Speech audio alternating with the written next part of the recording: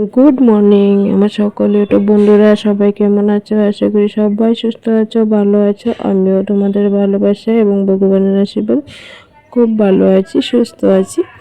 আশা করি তোমরা এই পর্বে আমার পাশে থাকবে, আছো যতটুকু আছো আমার ভালো লাগে। তোমরা প্লিজ একটা লাইক দিয়ে ভিডিওটা কন্টিনিউ করবা, আর যদি নতুন বন্ধু এসে থাকো অবশ্যই চ্যানেলটাকে সাবস্ক্রাইব করে পাশে থাকবা। আর পুরো ভিডিওটা দেখে ভিডিওটা তোমাদের কেমন লাগলো, কোথায় কি হয়েছে ভুল যদি হয়ে থাকে সেটাও তোমরা কমেন্ট করে জানাবে, ভালো লাগলো কমেন্ট করে জানাবে। আর আশা করি তোমরা ভিডিওটা ফুল ওয়াচ করবে। তো দেখো সকাল সকালের দিকে আমি চা করে নিলাম, আর এই প্যাকেটের মুড়িটা নিয়ে এসেছে। প্যাকেট বলেছিলাম মুড়ি আনতে, সবসময় খোলা মুড়ি খাই, তো কালকে দেখি প্যাকেট নিয়ে এসেছে। তো এই প্যাকেট মুড়িটাই প্রথম খাচ্ছি, খেতে বেশ ভালোই লাগলো। একদম নরম নরম মুড়িটা, মানে শক্ত না, তো বেশ ভালোই লাগলো। তো এখানে 20 টাকার প্যাকেট মনে হয় এটা। তো একটু চা দিয়ে মুড়ি খেয়ে নিলাম, তখন সোনা ঘুমিয়ে আছে। তো পরে সোনা ঘুম থেকে ওঠার পর ওকে একটু ম্যাগি করে দিলাম, ও একটু ম্যাগি সিদ্ধ খেলো। খাওয়ার পর এদিকে বাকি কাজও করতে হবে, কারণ সোনাকে এখন স্কুলে নিয়ে যাই। সোনা 11টার সময় স্কুলে যাই।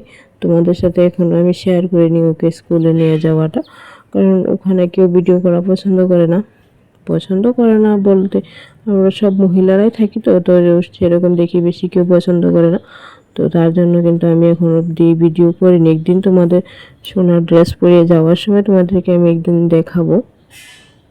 এই তো 3 বছর হয়েছে, ওকে এপ্রিল মাসে স্কুলে ভর্তি করিয়েছি। তখন তো মোবাইল ছিল না, তখন ভিডিও আর করিনি। তো ওই যে আমার বাকি কাজগুলো সেরে নিচ্ছি। সোনা ঘুমিয়ে থাকতে থাকতে চুলা মোছা বাসন ধুয়ে নিলাম, বাসনগুলো ধুয়ে এনে তারপর চুলাটা মুছে নিচ্ছি।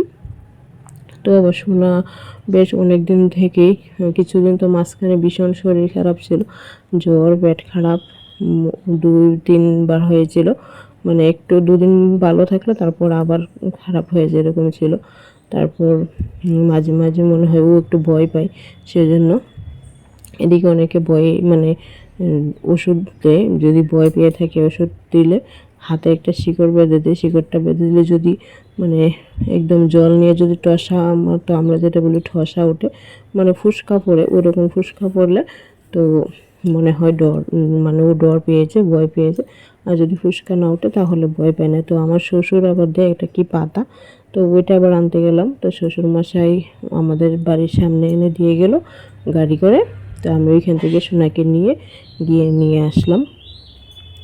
পাতাটা বলেছে পাতাটাকে একদম মানে বেটে তারপর রসটা ছেঁকে খাওয়াতে, কিন্তু আমি একটু থেতো করে নিয়েছি, খুব কষ্ট হয়েছে, কারণ পাতাটা প্রচুর শক্ত, একদমই রস বের হচ্ছিল না। তো বলেছে যদি ভয় পাই তাহলে পাতার রসটা লাল হবে, আর যদি ভয় না পাই লাল হবে না। তো রসটা দেখলাম লাল হলো না। পাতাটা তোমরা চিনো কি না জানি না, দেখো আমি নিজেই চিনি না, আমি কখনো হয়তো দেখিনি। মানে পাতাটাও খুব ভারী, একদম শাল শাল হয়ে আছে, ধার খসখস করছে।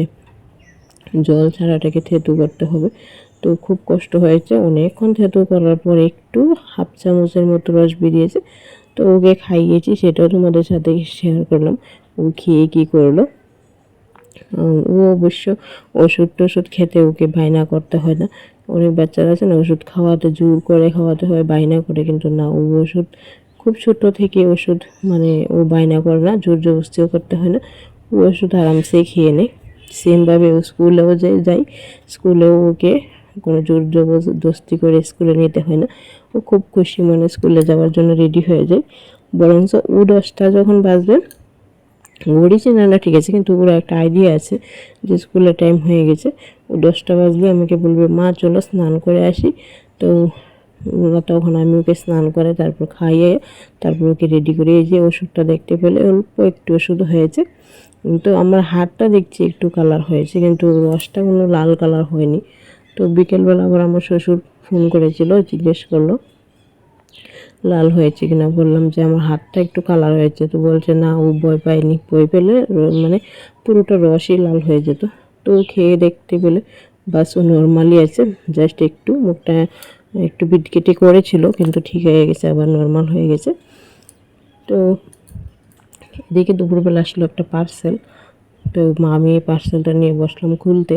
ও ঘুমিয়েছিল, ঘুম থেকে উঠে পার্সেলটা আসলো, তো ও ঘুম থেকে উঠে পড়েছে ফোন করাতে, তো নিয়ে আসলাম।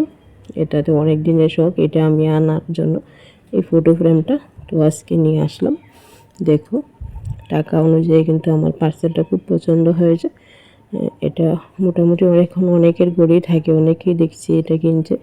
তো অনেকে বেশিরভাগটা সূর্য যে ছবিটা, লাল ছবিটা, ওইটাই হয়। আমি কিনেছি এই চাঁদের ছবিটা, মানে রাত্রিবেলার ছবিটা। ছবিটা কিন্তু ভীষণ সুন্দর, মাত্র 150 টাকা রেট, একদম 150 টাকা। তো আমার কাছে বেশ ভালো লাগলো, 150 টাকা দিয়ে কিনেছি। তো এটাকে আমি এখন টাঙিয়ে দিয়েছি, একদম ফটো ফ্রেম বাঁধানো করা, দেখতে তো পাচ্ছ। আর আমি রং সাটা যে উপরে প্যাকেট করানো, মানে ওটা আর খুলিনি, একদম আমার ঠাকুরের ছবির উপরে রেখে দিয়েছি। তো এটাকেও দুধ দেখানো হবে, এটা করে থাকা নাকি খুবই ভালো ছবিটা। তো আমার মা কালী এখানে আছে, মা কালীকে তো আমি ভীষণ পছন্দ করি, এই মা কালী সবারই পছন্দ, তবে আমিও ভীষণ পছন্দ করি। আমার কাছে কিন্তু এটা ত্রিপুরেশ্বরী মায়ের ছবি দুটাই আছে, একটা একবার আমি আমার বর গিয়ে এনেছিলাম, আর একবার বর একা গিয়ে এনেছে একটা। তারপর বিকেলবেলা গেলাম আবার একটু পার্কে। পার্কটা তো কাছে, আমাদের বাড়ি থেকে 10 মিনিট লাগে আসতে যেতে, সোনাকে নিয়ে ও হেঁটে উঠে যায়, ওরকম করে 15 মিনিট লাগে। তো আজকে আর কিছু ভিডিও করিনি, পার্কে গিয়ে একটা ব্রিজটার উপরে উঠেছিলাম, ব্রিজটার উপরে উঠে তোমাদের সাথে মানে ফুল ভিউটা একটু শেয়ার করলাম। ভিউটা কিন্তু বেশ ভালো লাগছিল। এই ভিডিওটা আমি একটা শর্ট ভিডিও করে দিয়েছি, এই ফুল ভিউটা। তো তোমাদের কেমন লাগলো? তারপর সন্ধ্যার সময় বাড়ি এসে একটু চা করলাম, চাটাও দেখো খুব সুন্দর কালার হয়েছে। চা আর বাদাম ভাজা দিয়ে খেয়ে নিলাম। আর এদিকে রান্নার জোগাড় হচ্ছে, রান্নার আছে আজকে ডিম আলু সিদ্ধ বসাচ্ছি, ডিম আলু হবে, আর ওইদিকে হবে টমেটো, আর সাথে 2টা পটল পেকে গেছে। তো পটল একটু দিয়ে একসাথে দিয়ে একদম নিরামিষভাবে একটু টমেটো ভর্তা বানাবো পটল সাথে দিয়ে। তো এই যে এখানে হচ্ছে ডিম আলু সেদ্ধ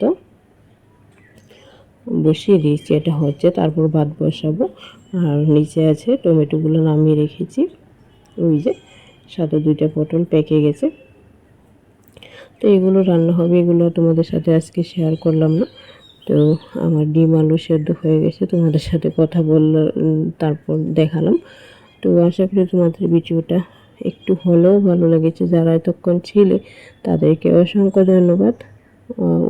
যদি ভুলে গিয়ে থাকো লাইক দিতে, তাহলে লাইকটা কন্টিনিউ করতে পারো। আর আমার হাতে একটা মশা বসেছিল, তোমাদেরকে দেখাচ্ছিলাম। তো আজকের মতো আমি এখানেই তোমাদের কাছ থেকে বিদায় নিয়ে নিচ্ছি। আশা করি তোমাদের সাথে আবার আগামী দিন দেখা হবে। ততক্ষণ সবাই সুস্থ থেকো, ভালো থেকো, টাটা।